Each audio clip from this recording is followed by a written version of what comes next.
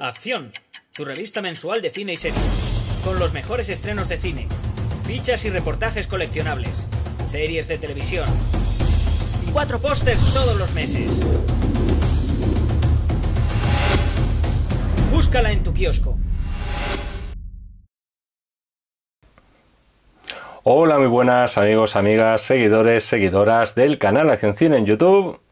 Que estamos otra vez, Jaime Vicente Echagüe, convocado por Daniel. Daniel nos ha pedido que hablemos de una película del año 1984, una película dirigida por Steven Spielberg, con Harrison Ford, Kate Capshaw. Por aquel entonces Jonathan Ke Quan, ahora es Ke Huy Quan, el oscarizado como mejor actor secundario por toda la vez en todas partes, una película titulada Indiana Jones y el Templo Maldito.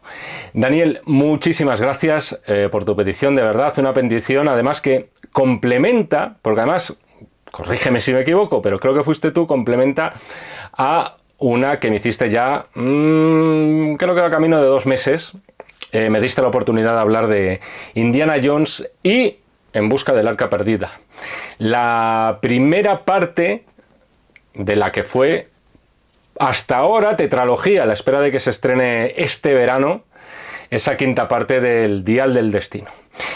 En todo caso, creo que para muchos el Indiana Jones auténtico, el Indiana Jones de verdad, el Indiana Jones que todos queremos, es el que vemos en estas 3 primeras películas. Vamos a decir que no muy separadas por los años.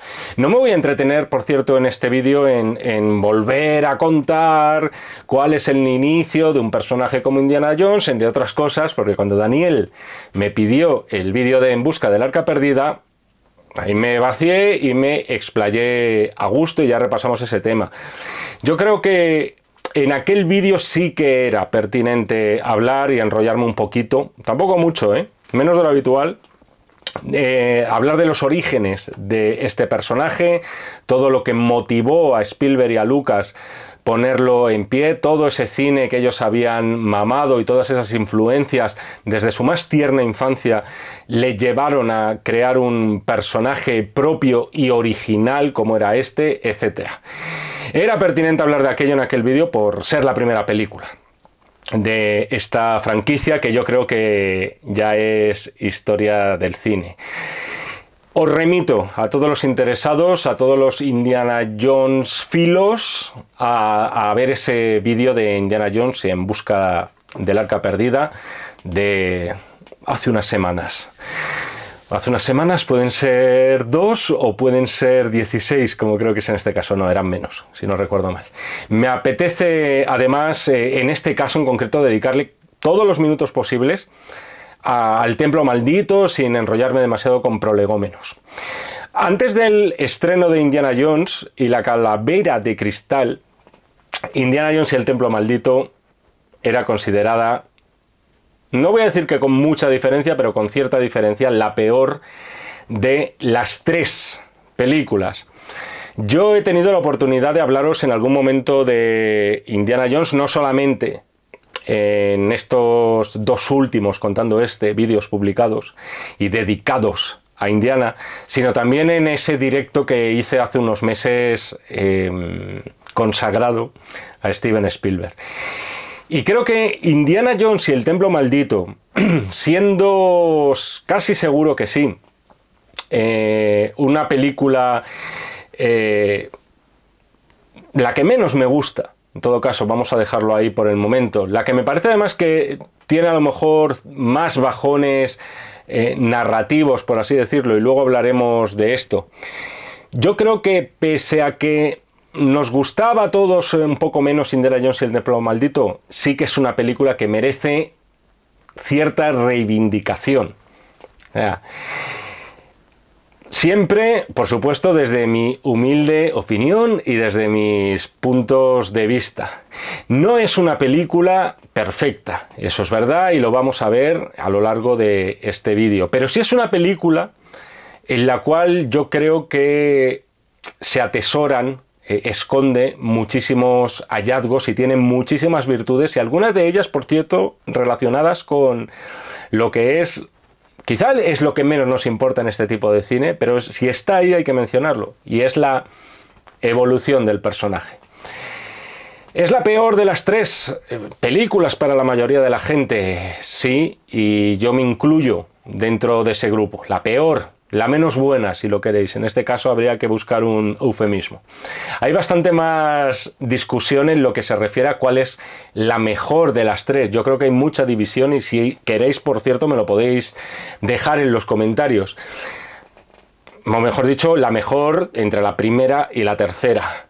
Yo, personalmente, depende del día. Posiblemente desde un punto de vista objetivo, os diría que El Arca Perdida es la mejor de las tres.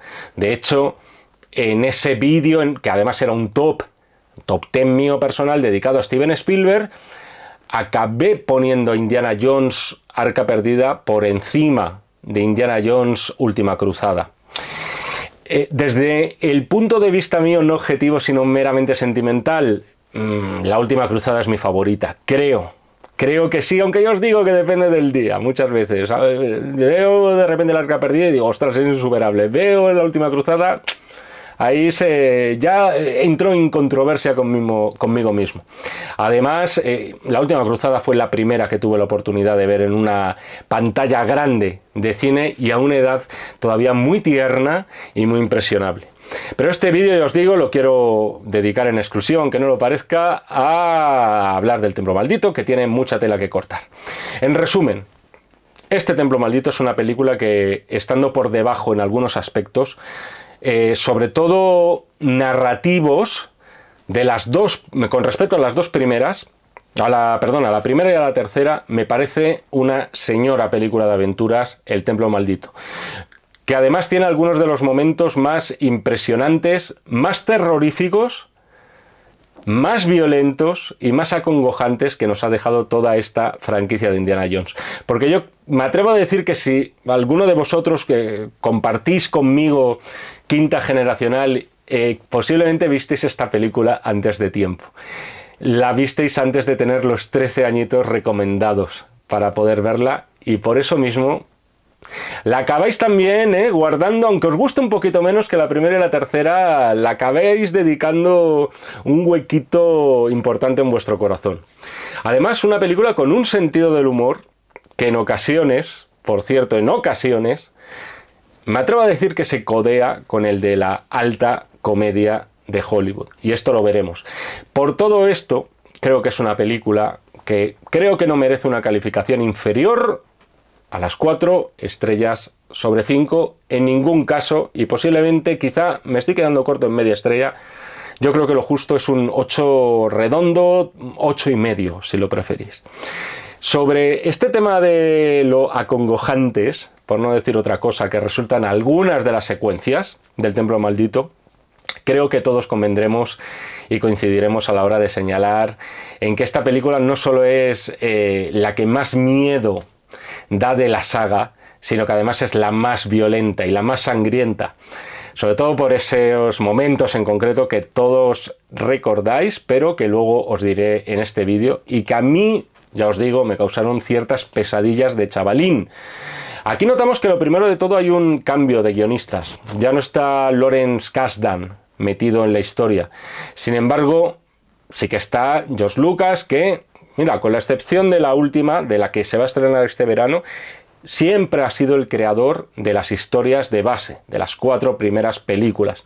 Y en este caso estuvo acompañado además por esa pareja de guionistas conformada por William Wick y su mujer Gloria Katz, a los que por cierto ya conocía de su debut, de American Graffiti. Sin embargo, más allá del cambio de parejas en el guión, hay una especie de leyenda sobre el por qué esta película del Templo Maldito de repente resulta mucho más sombría y muchísimo más terrorífica. Esto se suele achacar, no sé si por boca de los protagonistas, pero se suele achacar a que George Lucas, parecer, acababa de divorciarse de su mujer, Marcia, montadora de algunas de sus obras. Su estado de ánimo era más bien bajo por aquel entonces y eso le habría llevado a escribir una historia muchísimo más oscura y muchísimo menos ingenua. Y mucho más, además, con ese aire de pesadilla, de en plan, quiero salir de aquí, de donde están estos tíos ahora. O sea, no me hace ninguna gracia, que no encontrábamos en la película anterior. No sabemos si esto fue así, tal cual. Si el bueno de George Lucas dijo, ay Dios mío, qué triste estoy por haberme divorciado, voy a hacer una película en la que alguien le saque el corazón a un tío. O sea, no creo que vayan así las cosas. Sin embargo, creo que hay unanimidad a la hora de añadir que el cambio de tono con respecto al Arca Perdida es cristalino. En esta película, además con un giro que en ocasiones remite más al cine de terror que al cine de aventuras de la primera parte. Vamos a repasar a continuación las cositas que más me gustan de Indiana Jones y el Templo Maldito, y como suele ocurrir en las películas más célebres, ¿qué os parece si prescindimos de contar el argumento? Que bastante me he enrollado ya, y estoy viendo el minutero de tiempo, y vamos a centrarnos en las cosas concretas de verdad de la película.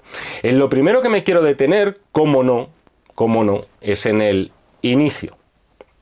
Primero de todo, un detalle friki, el friki detalle, en este caso, ese hombre que vemos golpeando el gong, nada más empezar, si os fijáis detenidamente, es el mismo actor que interpretaba al de la pelea con Indiana en ese aeródromo en el Arca Perdida y que acaba machacado por las hélices. Se trata de un actor llamado Pat Roach, que junto con Indiana, o mejor dicho, junto con Harrison Ford, es de los pocos actores que estaba presente en las 3 primeras películas, aunque muriera.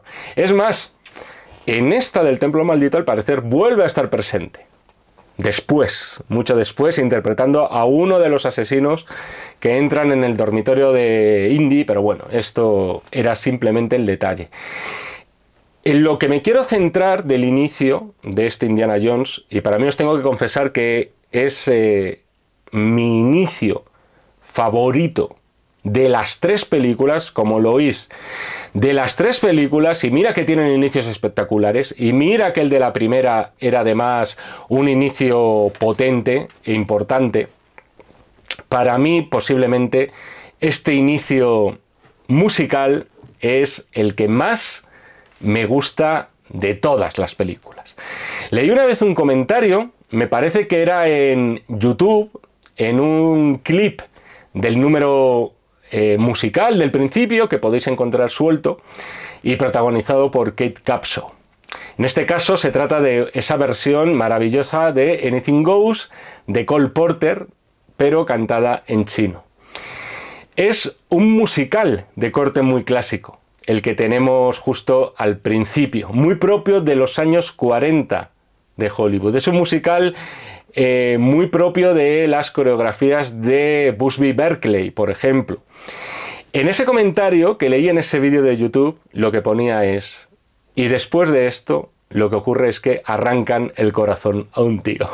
Es algo que me hizo mucha gracia, porque efectivamente esto es así. O sea, la película ya empieza de la forma más inesperada posible.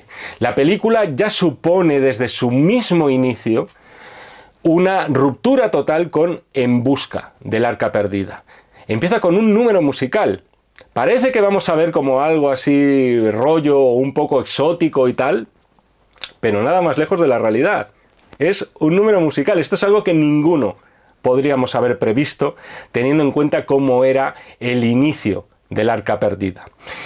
Y precisamente por abrir con este número, maravilloso, perfectamente bien coreografiado, además con ese puntito de irrealidad de los grandes musicales, porque en un momento dado está claro que en ese escenario de ese café, el Obi-Wan, por cierto, es mucho más grande de repente de lo que marca el espacio físico del escenario de ese café, donde se encuentran luego los protagonistas.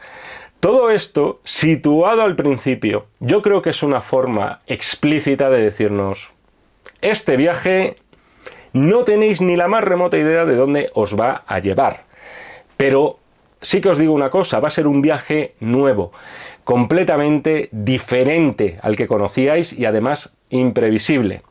Por cierto, hay que decir que en ese primer plano final, donde vemos a Kate Capshaw, que en este caso va a interpretar, como ya sabéis, a la nueva novia de Indiana Jones, o bueno, mejor dicho, nueva novia. Me iba a liar con el orden cronológico de las películas. Willy.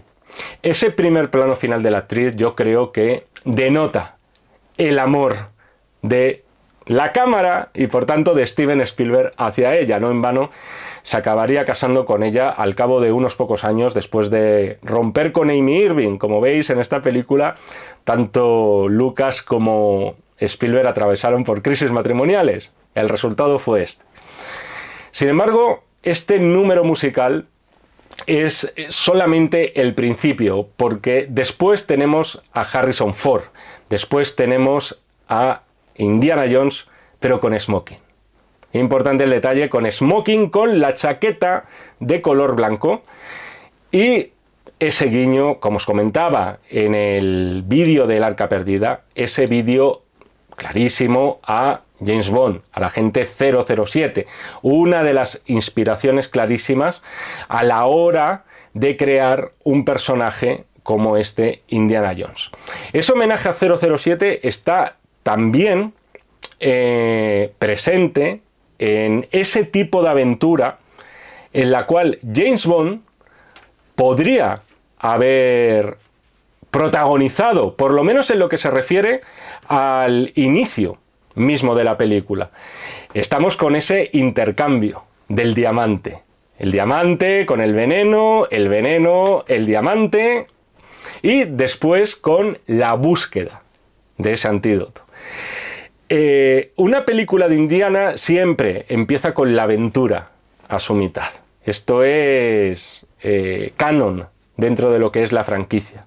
O con una aventura a su mitad que luego no va a remitir para nada a la aventura principal. Eso ocurre en estas películas de Indiana Jones, eso ocurría también con la saga de 007. Una de las cosas que envidiaba, que quería hacer Steven Spielberg, era una película de James Bond, como veis siempre mirando a lo alto. Se tuvo que conformar, entre comillas, con Indiana Jones.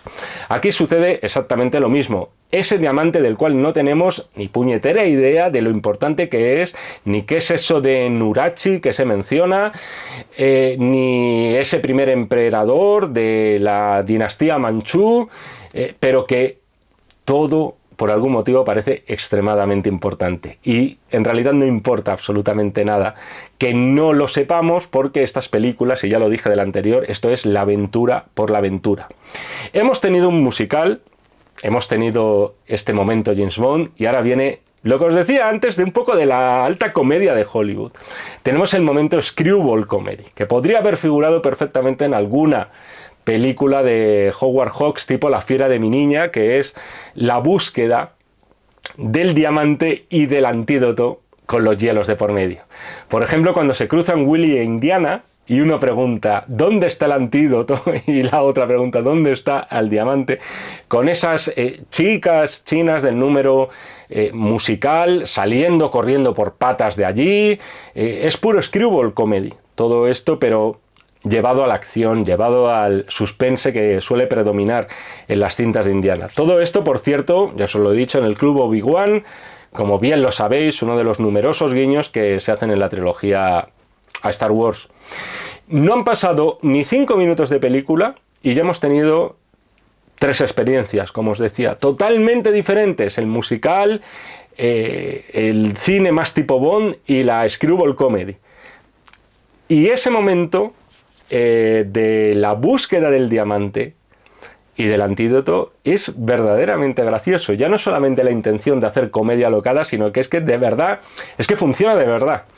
Y después viene un momento de acción puro y duro, la persecución con el coche, donde hace su presencia precisamente Ke Huy Quan, el personaje de Short Round, traducido en estos lares por lo menos, ya me diréis cómo lo llamaron en las Américas, traducido como tapón, que pese a haber aparecido solamente en una de las películas de Indiana, al final se ha hecho un huequito Short Round como uno de los personajes más carismáticos que nos ha dejado la saga. Esa persecución por las calles de Shanghái tiene como destino el aeropuerto, donde, por cierto, supongo que los fans de la franquicia ya lo sabéis, pero se distingue muy bien a Dan Aykroyd en un cameíto. Nunca le vemos en primer plano y se limitó aquí simplemente a un cameo, vete tú a saber por qué. Y luego esto rematado con ese adiós Lao Che que suelta Indiana cerrando las puertas, dejando ver precisamente escrito ese nombre en las puertas del avión. Me estoy deteniendo mucho en el inicio, soy consciente de ello, sigo viendo el minutero, pero de verdad me parece que es digno de analizar. O sea, no ha pasado de verdad, en todo esto no ha pasado ni un cuarto de hora de película. Y hemos tenido musical en toda regla, screwball comedy en toda regla, película de James Bond en toda regla y suspense, acción, persecución a raudales. Sin haber visto todavía al verdadero Indiana. Si os fijáis, en ese avión, cuando ya se suben, ahí se pone el traje de superhéroe, se pone su sombrero, su cazadora de cuero y por supuesto vemos por ahí el látigo. Es ahora, cuando ya se ha disfrazado, cuando Clark Kent, ya sabéis lo que decía el personaje de Bill en Kill Bill sobre Superman, en realidad no es que se disfrazara para ser Superman, sino que se disfrazaba siendo Clark Kent. Aquí vemos a Indiana siendo Indiana Jones con su traje de superhéroe de Indiana Jones. Pasado este cuarto de hora, ¿qué tenemos? Es que tenemos otra vez el Monte Rushmore otra vez, o sea, una montaña rusa. Uno de los momentos más increíbles de todos, en todos los sentidos, increíble, que nos ha dejado la franquicia en alguna de sus 4 películas. Y es cuando esos pilotos del avión se van de allí, les dejan a estos 3 dejados a su suerte y vosotros veréis cómo salís de esta. Apenas hemos tenido un momento de respiro, es lo que quería decir, y nos vienen ahora con lo del bote salvavidas utilizado como paracaídas mientras ese avión se estrella. Este es uno de los momentos más mágicos para mí que nos ha dejado el cine de aventuras contemporáneo y posiblemente algo más. Una de las cosas que más se criticaron de la calavera de cristal, fijaos a dónde me estoy yendo, era el momento de la nevera. Todos sabéis a cuál me refiero. Y para mí, ese momento de la nevera era quizá lo mejor por el momento última entrega de la saga de Indiana. ¿Por qué? Porque me remitía directamente a este instante del bote salvavidas del avión. O sea, me provocaba de verdad someterme a esa suspensión de incredulidad. Me remitía otra vez a ese espíritu de déjate llevar, Echagüe, me llamo por el apellido, soy muy formal. No te hagas preguntas, disfruta de lo que estás viendo. 20 minutos. Todo esto en 20 minutos de película. Os planteo una pregunta, ¿es este el mejor inicio de una película de aventuras? 20 minutos, que nadie se lleve las manos a la cabeza, Dios mío, ¿qué estoy diciendo? Son el mejor inicio del cine de aventuras en la historia. Yo lo dejo caer ahí. No lo sé, de verdad, pero creo que es debatible. O sea, yo puedo entender que muchos penséis, o incluso pensemos, que de verdad lo sea. Ahora bien, todos somos conscientes también de que una película no se puede sostener así. O sea, rara vez se puede mantener este nivel. Una película no puede ser jamás un tobogán de 2 horas constante, porque lo que te acaba provocando, o por lo menos a mí me pasa, es desinterés. Y esto, no voy a citar ejemplos en concreto, pero me pasa con determinadas franquicias y con determinados productos del Hollywood actual, en el cual es estos primeros 20 minutos de El Templo Maldito en bucle.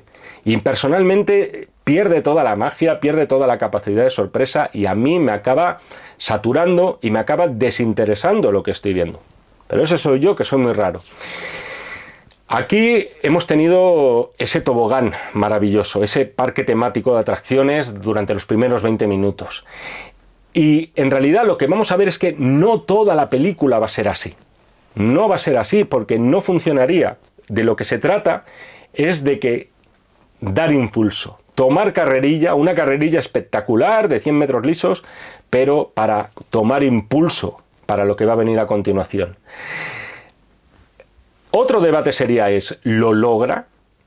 Es decir, una vez que nos han apabullado con estos minutos, que además al estar situados en el inicio, habitualmente el inicio de una película es cuando más atención depositamos por motivos obvios. Es después cuando nuestra capacidad de interés decae. En los primeros 15-20 minutos solemos estar más con los ojos como platos, y en este caso en concreto lo estamos. Está muy bien, no satura precisamente porque es al inicio. Mi pregunta es, ¿lo logra la película mantener mínimamente el interés de esos primeros 20 minutos en algún momento? En sus secuencias de acción, ¿vuelve el templo maldito a rozar este nivel de excelencia que hemos visto hasta este ratito? Yo creo que este inicio tan espectacular, tan magistral de Indiana Jones y el templo maldito acaba irónicamente jugando en contra del conjunto de la película, porque de verdad nos hacen disfrutar tanto ese ratito que después lo que vamos a ver, yo por lo menos noto que no está a la altura y por más de 1 y por más de 2 metros de diferencia. Quizá una de las cosas que menos me convencen, y al fin y al cabo no le he dado la calificación a la película de 5 estrellas contantes y sonantes, una de las cosas que menos convencen es la misión.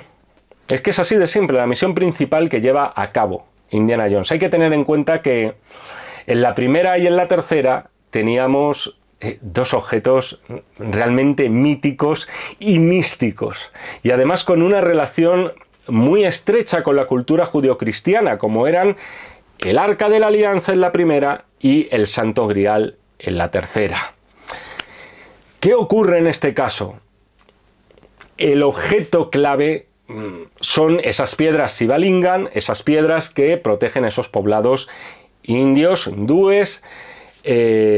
Yo creo que es un elemento que al final, por comparación, y quizá esto pues por localismo, lo admito, por educación, por cultura, a lo mejor por estos lares nos llama mucho menos la atención. Tiene quizá menos fuerza, bastante menos fuerza que los objetos, los fetiche clave de la primera y de la tercera cinta. Hay que decir también que de las 3 primeras películas, esta es la única que no tiene como villanos a los nazis. No lo he comentado hasta ahora, pero estamos ante un caso raro de precuela. Antes he dicho, me voy a liar con la cronología de las novias de Indiana, que claro, Marion era además mucho más jovencita, etc. Yo vi esta película en su día sin saber que esto era una precuela del primer Indiana Jones. Me enteré, pero muchísimos años después. O sea, sucede unos añitos antes que los sucesos que nos están narrando en Busca del Arca Perdida. Motivo, el porqué de una precuela, el motivo estaba precisamente en cambiar de tercio, en dejar a los nazis como villanos y centrarse en otros enemigos que en este caso iban a ser esa secta llamada Zug. Por cierto, no es o no era la primera vez que en el cine nos habían aparecido estos Zugs. Precisamente estaban en una película del año 1939 en Gunga Din. Creo que, no sé si fue Payanusero, creo que hicieron una crítica a la carta, me quiere sonar. Y sin duda esa es una de esas pelis de aventuras que marcaron la infancia de Spielberg y Lucas, y que también fue decisiva a la hora de dar pie a las aventuras de Indiana. En todo caso, esta aventura, por otro lado, sí que entronca más con esa tradición mesiánica, curiosamente, de las pelis de Spielberg, porque entronca con otros personajes mesiánicos como ocurría con E.T. o con el Luke Skywalker de George Lucas. En este caso, Indiana Jones es de nuevo una especie de enviado de los cielos. Pero eso sí, olvidaos de culturas judeocristianas. Estamos hablando de hinduismo. Un enviado de los cielos que va a estar encargado de liberar a ese pueblo, devolviéndole sus reliquias más sagradas y más veneradas. Además, sin ellas están totalmente desvalidos y son solamente unas piedras. También está la grandeza de pensar en otro tipo de paradigma religioso que nada remite a la cultura que hemos podido recibir nosotros. De ahí que nos cueste más entrar. También es verdad que desde un punto de vista dramático, y aquí es una de las cosas que quiero reivindicar de esta película, me parece interesante, siendo Templo Maldito menos buena que el Arca Perdida, el personaje de Indiana Jones tiene más recorrido en el Templo Maldito que en el Arca. En este caso tenemos a un Indiana Jones que verdaderamente se moja. Me voy a explicar. En el Arca Perdida veíamos que eso no ocurría en ningún momento. Indiana en el Arca perseguía ese objeto por perseguirlo, porque era consciente de su valor, no tenía fe, no creía, no le importaba nada más. Sin embargo, desde un punto de vista religioso, Indiana Jones aquí toma partido. Al final él asume ese papel de Mesías que le están reclamando esos pueblos indios. Algo que se traduce en esa frase recurrente de la película. La escuchamos varias veces, se nos queda grabada, que es fortuna y gloria. ¿Por qué hace lo que hace aquí Indiana Jones? ¿Qué es lo que pretende conseguir? En la primera habíamos visto que era un personaje más bien tirando a egoísta con lo suyo. Os recuerdo además esa secuencia en la que deja a Marion ahí, la va a rescatar y dice, no, mejor quédate aquí que si no me pillan. Sin embargo, aquí sabe que esas piedras en realidad arqueológicamente no van a tener un gran valor, no van a estar expuestas en un gran museo. Sin embargo, asume aquí el papel de Mesías, en este caso, de enviado de los cielos, literalmente porque ha caído de un avión, para ayudar a ese pueblo. Es interesante este tercio y aunque podáis decir, joder, es forzado y tal, porque no chirría. Nos parece bien, entronca además con, si no es por lucrarse él desde un punto de vista profesional o económico, sí que lo hace porque en realidad es un buscador incansable de tesoros y sabe que es lo suficientemente inteligente Indiana para saber que un tesoro no necesariamente tiene que estar cubierto de oros para que resulte valioso o importante en este caso. Dos detalles. Primero, mencionar la estrella fugaz. Aquí otro friki detalle. Vemos en un momento dado, mientras él y Tapón están hablando, vemos de repente una estrella fugaz. En muchísimas películas de esta primera etapa de Steven Spielberg, vemos otro cameo, una estrella fugaz cayendo del cielo. En Tiburón, concretamente, tenéis vídeos por ahí, veíamos un mínimo de 2, me quiere sonar 3 incluso. Es casi en esta primera etapa como si fuera una firma personal de Spielberg. Y después quiero recordaros, por cierto, otro detalle importante, que es esa mirada del niño huido del Templo Maldito y que se presenta ante su pueblo totalmente moribundo. Y os lo quería mencionar porque la mirada de ese niño, ni idea del actor, ni idea de qué fue de él, pero la mirada de ese niño en ese instante, con esos ojos enormes y muy demacrado, es de las que no se olvida fácilmente. O sea, Steven Spielberg, ese director hipercomercial, siempre buscando la taquilla a toda costa, no ha tenido ningún reparo en mostrar infanticidios en el cine. Pero ningún reparo. Pensad en cuántas películas de Steven Spielberg algún niño es seriamente dañado o incluso muere. Os digo ya que hay más de 2, más de 3 por lo menos. En lo que se refiere al personaje de Kate Capshaw, a Willy, yo os lo reconozco. En este caso me he hecho converso de Willy. Me he hecho converso de Kate Capshaw. Es cierto que nunca va a estar a la altura de Karen Allen en la primera película, pero de verdad, o sea, sé que tiene muy mala fama porque es un personaje quizá muy histérico, con sus chillidos, sus gritos, tal, pero cada vez que veo el Templo Maldito me gusta más. O sea, Willy va pasando de ese estereotipo de starlet, vedette, rubia y de muy pocas luces, va pasando a ser una de las mejores compañeras y más leales que ha tenido Indiana en sus aventuras. Aparte, a ella le debemos algunos de los mejores momentos cómicos de todas las películas de Indiana Jones, con permiso de la tercera, pero en la segunda es curioso los cambios que tiene esta película de encontrarte muchísimo más humor que en la primera, pero a su vez muchísima más sangre que en la primera. En cuanto a los puntos, el primero importante es ese puntazo tremendo de cuando se está cambiando. Allí en plena naturaleza, mientras Tapón e Indiana están jugando las cartas a su bola. Es otro de esos momentos de comedia clásica que también supieron asimilar Steven Spielberg y George Lucas. Y luego, por supuesto, la secuencia del banquete. El banquete, mientras están escuchando la historia de los Thugs. Yo creo que esto no hace falta ni recordarlo, pero tenemos la serpiente con sorpresa, los escarabajos rellenos esos, los sesos de mono, el sorbete de sesos de mono y luego, por supuesto, la sopa de ojos. Hay que decir que esta es una película... Algunos me lo comentasteis en el anterior vídeo sobre el tema del racismo Indiana Jones con motivo del Arca Perdida. No os digo ya nada con esta película, en el caso de que le queramos buscar esos 5 pies al gato y se quisiera esto para dañar algún tipo de colectivo, que yo creo que está muy lejos la intención de aquello. Tuvo problemas en la India esta película, por ser considerada, en fin, bastante ofensiva a la hora de mostrar según qué costumbres. En todo caso, esto es uno de los momentos más cómicos, más divertidos y a su vez con ese puntito de truculencia y de mal rollo que también suelen tener todas las películas de Indiana Jones. En todos los momentos, en todas las pelis de Indiana, con la excepción de la última, creo que siempre hay un momento que dices ¡ugh! ¡Ostras! La que me has clavado aquí, Spielberg, tío. Eres Spielberg, ¿qué haces mostrándome cosas medio gores? Esta franquicia nos deja momentos de cierta violencia, solo que en el Templo Maldito se exacerbaron. Otro momento maravilloso. También este sí que me parece, también me parece de altísima comedia. Es ese flirteo entre Indiana Jones y Willy.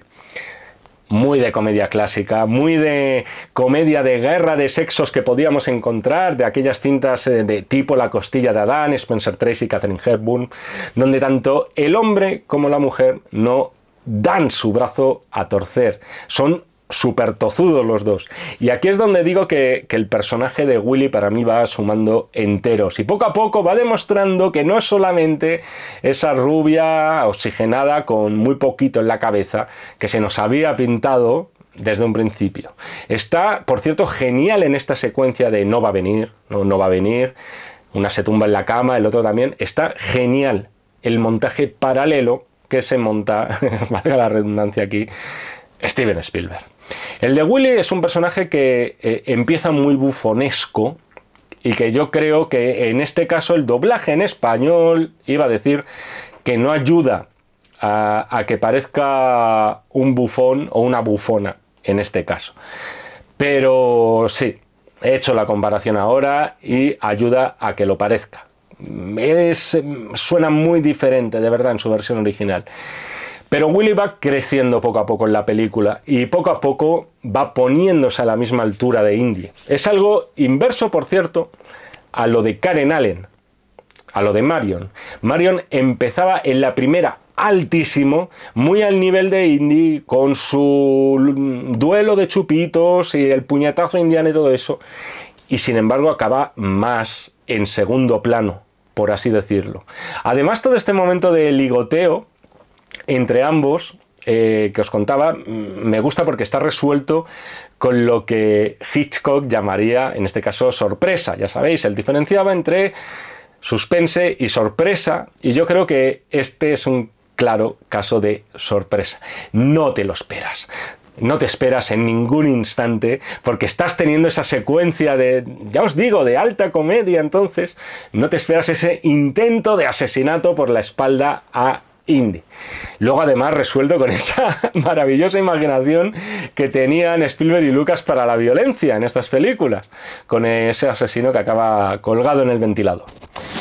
A estas alturas de la película, la comedia todavía no ha desaparecido, sigue habiendo algunos momentos maravillosos. Por ejemplo, hay otro estupendo cuando va Indiana después del intento de asesinato al cuarto.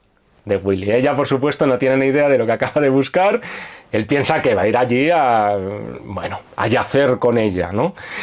Indiana de repente empieza a toquetearlo todo, empieza a toquetear figuras buscando algún tipo de pasadizo de entrada, porque deduce después de su asesinato, ostras, aquí hay truco en este templo, y de repente empieza a tocar los pechos de una figura. Y Willy dice en ese instante, oye, perdona, estoy aquí. Es un momento que personalmente siempre me ha hecho muchísima gracia y creo que ha envejecido fenomenal. Aquí vemos otro de los instantes que es casi autorreferencial del propio George Lucas. Es en ese instante cuando están Tapón e Indiana atrapados en esa trampa mortal. Ese techo con pinchos que empieza a bajar. A mí siempre me ha recordado muchísimo este instante a ese del primer Star Wars, al del 77, cuando están todos los protagonistas atrapados en ese cuarto que poco a poco se empieza a comprimir y dependen de C-3PO y de R2-D2, R2-D2, para poder sacarles de allí. Aquí pasa lo mismo y con quien tienen que todas sus esperanzas están en Willy, y es muy gracioso que dependan de ella en ese instante para salvarles la vida. Por cierto, el tema de los insectos. A mí esta es una de las cosas que más me maravillan, ya lo digo, Jaime Chagüe el boomer se va a poner ahora, tendría que haber traído una boina de estas de abuelillo. Es una de las cosas que más me maravillan de este cine antiguo, si podemos hablar así de una película que tiene ya casi 40 años. Aquí vemos que son insectos de verdad, que no están recreados, que los actores, bien los actores principales, bien los dobles, tuvieron que meter la mano en determinados sitios llenos de insectos, y que me perdonen los animalistas, muy asquerosos en este caso. Todo esto le da muchísima credibilidad siempre a esta película y a cualquier película.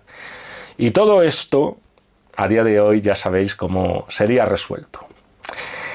El sentido del humor ya va desapareciendo, se va difuminando. Son cambios de tono muy bruscos, como os decía, los que tiene la peli. Aquí vamos al momento de la ceremonia. Visualmente, por ponerle una pega, nunca me ha acabado de convencer la puesta en escena. Siempre me ha parecido que canta un poquito el cartón piedra. Es cierto que desde el punto de vista escenográfico no me parece lo mejor que nos ha dejado los Indiana Jones, pero eso no quita para que sea un momento realmente siniestro y que, como os decía al principio del vídeo, a muchos nos marcó cuando éramos pequeños. O sea, no nos correspondía.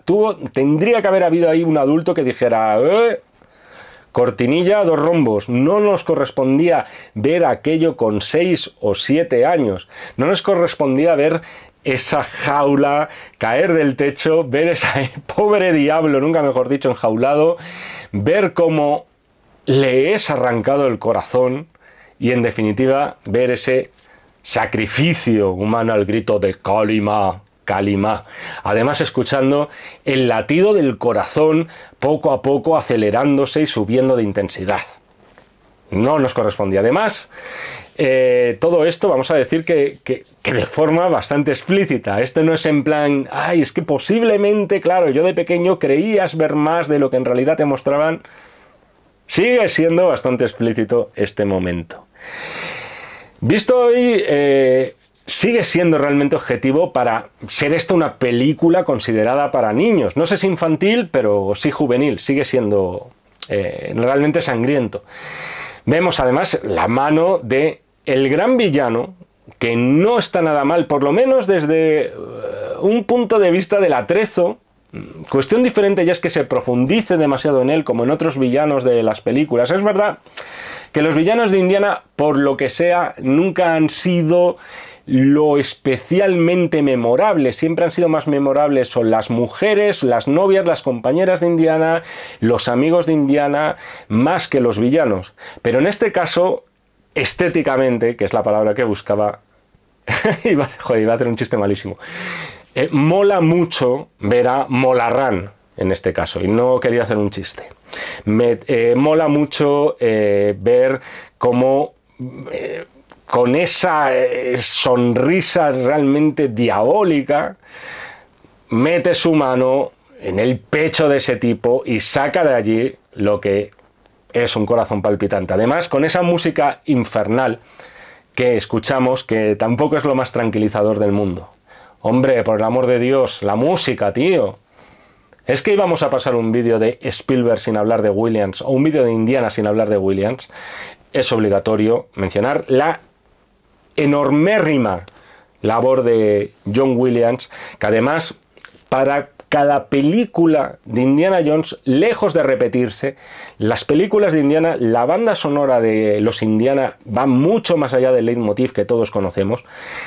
Williams creaba la atmósfera siempre precisa que demandaba cada película. Aquí nos deja uno de los temas mejores que nos ha dejado Indiana Jones, y en este caso me estoy refiriendo a esos Slave Children Crusade, pa pa pam pam pam, pa pa pam pa pa pa pa pam, que perfectamente podrían haber estado firmados por el Maurice Jarre de Lawrence de Arabia. Si me estoy poniendo rojo, de momento es mala señal, y es que me avergüenzo muchísimo de lo que acaba de ocurrir en este vídeo. Pero yo creo que está más o menos a tono, ¿eh? Seguimos, y ya prometo que no volveré a cantar. A partir de ese instante, a partir ya de ese instante, de lo del corazón y tal, se hace explícita la voluntad de Indiana Jones que os comentaba antes, mucho más solidaria, mucho más heroica que incluso en la primera parte. Indiana Jones podría largarse de allí, pero no lo hace. O podría incluso, bueno, buscar este tesoro para él. No sabemos qué valor tendría, desde luego. Aparentemente no tendría el valor de un Arca de la Alianza, no tendría el valor de un Santo Grial del último cáliz, pero bueno, podría, y a lo mejor le sacaba de pobre. Pero no, tampoco ese es el tema.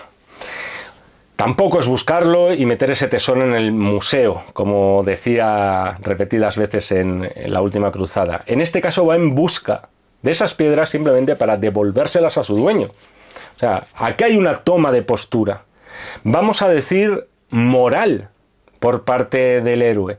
Y esto es interesante, siendo peor película, siendo no tan buena como El Arca Perdida, el personaje de Indiana Jones tiene más progreso. Eso es una de las cosas que os decía en el anterior vídeo.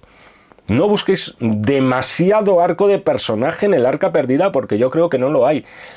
Aquí hay algo, no os digo yo, crucial, y que sea desde 0 a 100, pasando otra vez de 100 a 0, pero tiene más desarrollo psicológico sin duda este Indiana Jones.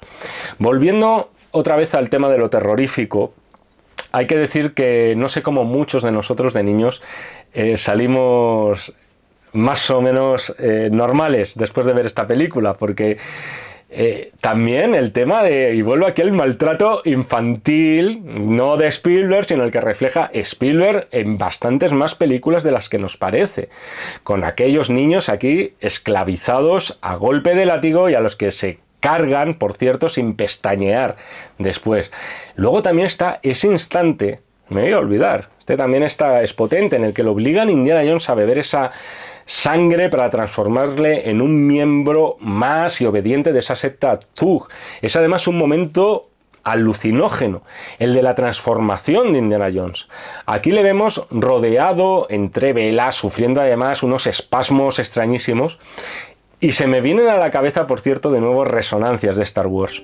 Concretamente al Imperio contraataca durante aquel entrenamiento inolvidable al que Yoda somete a Luke Skywalker y que éste empieza a sufrir todo tipo de visiones. Acerca de las acusaciones de racismo y xenofobia que sufrió la película, que hay que decir que desde un punto de vista del guión yo creo que se cubren muy bien las espaldas para reducir un poco la dureza de esas críticas, para amortiguarla. Esta secta Zug está en contra de cualquier otro tipo de religión. O sea, en un momento dado dicen algo así, que van a acabar con los musulmanes, con el Dios de los hebreos, con el Dios de los cristianos. Como veis, se enfrentan a todo tipo de religión mayoritaria. O sea, yo creo que también desde eso se plasmó para evitar cualquier tipo de malentendido. En lo que se refiere a Harrison Ford convertido en villano, y aquí volvemos al eterno debate, Harrison Ford es muy bueno o mal actor. Joder, a mí me hace gracia cómo ese debate parece que solamente en héroes de acción se reduce a Harrison Ford. En otros héroes de acción no suele haber tanto debate encendido con esto. Yo creo que se me hace raro, y esto os lo reconozco, ver a Harrison Ford poseído y con una total ausencia del autocontrol. No es la parte que más me gusta de la película y creo que eso es un fallo. Creo que debería ser la parte que más nos impactara. Ver de repente este viraje al lado oscuro de la fuerza de Indiana. Nunca ha sido el fuerte de Harrison Ford, creo yo, hacer de malo. Hay más de un ejemplo, solo que alguno no se puede decir por tema de hacer spoilers. Pero ya os digo, entre que él no es para lo que mejor estaba dotado y entre que toda esta parte siempre la he visto un poquito más forzada, no es la parte más interesante de la película. No debería ser así, ya os digo, desde un punto de vista dramático. O sea, esto reclamaba ser algo más grande, más aterrorizante, más terrorífico, es lo que quería decir, que incluso la parte del corazón, y no es así. Para que os hagáis una idea, o sea, lo resumiría de esta forma: me creo más la balsa cayendo del avión al principio de la película y aterrizando en las montañas limpiamente, haciendo slide, que la transformación de Harrison Ford. Del mismo modo que tampoco me ha parecido nunca que esté bien resuelta lo que es la vuelta a la normalidad, con ese sopapo primero que le pega a tapón y luego, bueno, la forma que tiene de despertarlo de su letargo. Nunca me ha parecido que esté resuelto. Está resuelto de forma para mí más funcional y convencional. No me parece que esté resuelto con el ingenio que suelen demostrar Steven Spielberg y George Lucas en estas películas conjuntas, sino más bien me parece que está resuelto deprisa y corriendo. Esto es algo que me ocurre también con algunas de las secuencias posteriores, por cierto, y ya os digo, es una pena porque es una película que si hubiera mantenido el nivel de brillantez del inicio, estaríamos para mí ante otra obra maestra del cine de aventuras. Pero, por ejemplo, la pelea con el tipo del turbante, que va a ser el equivalente, por cierto, a la análoga a la escena del avión y las hélices de la primera peli. Además, en este caso, se hace uso de algo muy habitual en la saga y en el cine de aventuras en general, que es, esto también os lo comentaba en el anterior vídeo, que es encoger el tiempo, o más bien estirarlo. Coger el tiempo como un chicle, no necesariamente te están mostrando las cosas en tiempo real. El tiempo cinematográfico pasa de forma más lenta. Por lo general suele ser más lenta que el tiempo físico. Y yo creo que, ya lo hemos hablado muchas veces, yo creo que eso está bien. No es algo que se esté rodando al instante, no trata de ser verosímil o de ser real. Tengo que deciros que a nivel de planificación, en todo caso, todas estas secuencias para mí están por debajo de las del inicio de la película. Me parece todo más estandarizado, más funcional. Y aquí os contesto a lo que os preguntaba hace ya un rato largo. ¿Logra la película mantener ese nivel de excelencia en lo que se refiere a la aventura y a la acción con respecto a los primeros 20 minutos? Yo en este caso tengo que contestaros que no. Sin embargo, esta es una película de Spielberg y George Lucas. O sea, incluso en sus películas menos inspiradas van a estar muy por encima de la media de lo que se suele hacer en el género de acción y de aventuras. O sea, me parece fantástico el momento del vudú, cuando le están haciendo la puñeta ahí a Harrison Ford. Y no perdiendo tampoco el sentido del humor. Si bien es verdad que aquí es mucho más a cuentagotas, ese instante en el que le dice a Tapón, oye, deja de hacer el tonto con ese niño. Precisamente lo que ha hecho aquí Short Round es salvarle la vida gracias a que él estaba haciendo el tonto con ese niño, que era este heredero, por cierto, también convertido a la secta Zug. También inolvidable este chaval, joder, es que hay que mencionar aquí a todos. La huida sobre los vagones, en los raíles. impecablemente realizada. Esta sí que es trepidante, esta sí que es increíble que esto se hiciera por aquel entonces sin los avances técnicos, imágenes generadas por ordenador. Pero hay un cambio de plano que dura exactamente eso, un segundo, quizá un poquito menos, y es cuando vemos a los dos vagones en paralelo, el de los malos y el de los buenos, cada uno tirando a su lado del pobre Tapón, que está allí entre medias. Es muy perceptible, y lo veréis a poco que estéis atentos, que hay más de un muñeco, o sea, en ese mismo instante. Yo creo que este tipo de cosas, en este tipo de cosas donde verdaderamente es la tecnología, donde sí que puede aportar. No quiero ser un neoludita, no estoy en contra del progreso y de la tecnología aplicada también en el cine, pero yo creo que en ese tipo de cosas sí que es bueno que se utilice la tecnología. Corregir algún plano ocasional como este, donde es verdad que canta demasiado ese muñeco que se estira casi como si fuera el de los chicles Boomer. El truco del mago aquí se hace demasiado evidente. Pero lo que os digo siempre, y lo que os digo, como os decía antes, en relación con el tema de los insectos, o sea, aquí hay esa fisicidad, aquí hay esa realidad. Ves a gente a toda velocidad, ves a gente que se la está jugando. Había especialistas ahí jugándose la piel. Y eso te sigue llegando. Se notan los trucajes artesanales, pero oye, con muchísima honra. Joder, se notan, por cierto, también las transparencias en las cuales aquí al final de esta secuencia los actores han actuado posiblemente delante de una pantalla, pero esos no son fallos, esos son los recursos que había en la época, y con todo me parece más creíble esto que... Bueno, me iba a mencionar alguna película reciente cuyos efectos están generados casi al 100%, o mejor dicho, sus efectos no, su metraje es 100% informático. Mejor nos callamos. Vamos ya con la parte final de la película y vamos con ese puente con los cocodrilos que están ahí deseando merendar. Primero, antes hay un guiño a la primera, que es Indy buscando en su cinto el revólver. Esto no me acordaba. Me ha hecho gracia para cargarse a uno de los espadachines así, sin más prolegómenos, pero esta vez no lo tiene. Pero vamos al lío. La secuencia del puente es para mí, es lo que tiene que ser para mí Indiana Jones. La secuencia del puente sí que es cine puramente de Indiana Jones. Es aventura. Él tiene algo que Mola Ram desea. Mola Ram tiene algo que él desea, que en este caso son Willy y Tapón. Indiana está rodeado por ambos lados. O sea, no tiene escapatoria posible. Y es imposible salir de allí. Solo cabe una posibilidad, y esa posibilidad es un suicidio. O un semisuicidio. Eso es la aventura. La soga al cuello. No estar en disposición de negociar. No tener nada con que negociar, pero intentarlo. Es decir, soltar un órdago aún mayor. Este es Indiana Jones. El loco Indiana. O sea, incluso cuando hace ademán de cortar el puente, Mola Ram, muy cuco él, hace subir al puente a Willy y a Tapón. Es decir, Mola Ram será un satánico y un zug, pero de idiota tiene lo justo. Será un mafias, todo lo que queráis, pero de tonto no tiene un pelo, nunca mejor dicho. Es maravilloso todo ese instante y por supuesto la pelea en el puente, ya colgando con los cocodrilos debajo. Es buen villano Mola Ram, pese a que, ya os digo, sabemos muy poco de él, pero estéticamente es chulísimo.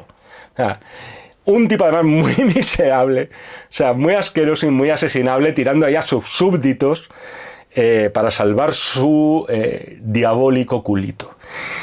Y qué bueno es Harrison Ford, por cierto, en este tipo de momentos. Harrison Ford, buen mal actor. Este es Harrison Ford. En esos momentos finales en los cuales le tiene cara a cara. Mientras le está hablando en indio, por cierto. O sea, no sabemos lo que le está diciendo, pero lo dice con esa rabia de Harrison Ford. Cuando empieza a fruncir hacia el ceño a lo bestia, le debe estar diciendo que verdes las han segado, Mola Ram. Son esos momentos al límite en los cuales Harrison Ford, en el género de aventuras, era insuperable y los actuaba mejor que nadie.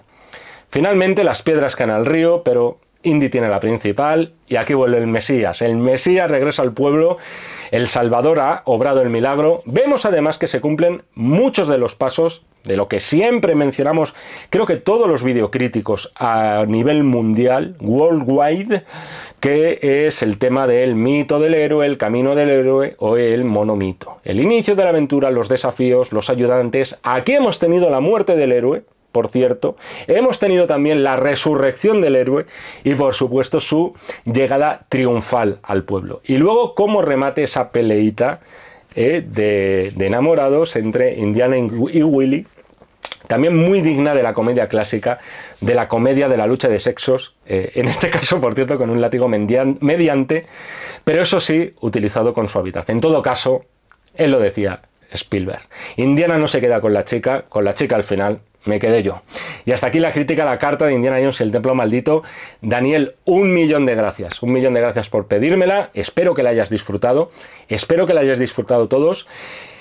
Si tú, Daniel, si el resto queréis crítica de la Última Cruzada o de la Calavera de Cristal, que sepáis que están disponibles. Nadie las ha pedido hasta ahora y yo estaría encantadísimo de hacerla. De cualquiera de las dos, porque me parece incluso la cuarta también es interesante de analizar. Nos seguimos viendo en el canal de Acción Cine, si así me lo requerís, y por supuesto nos seguimos leyendo en este y en todos los que están de los números de la revista Acción. Muchísimas gracias y hasta otra. Acción, tu revista mensual de cine y series, con los mejores estrenos de cine, fichas y reportajes coleccionables, series de televisión y 4 pósters todos los meses. Búscala en tu kiosco.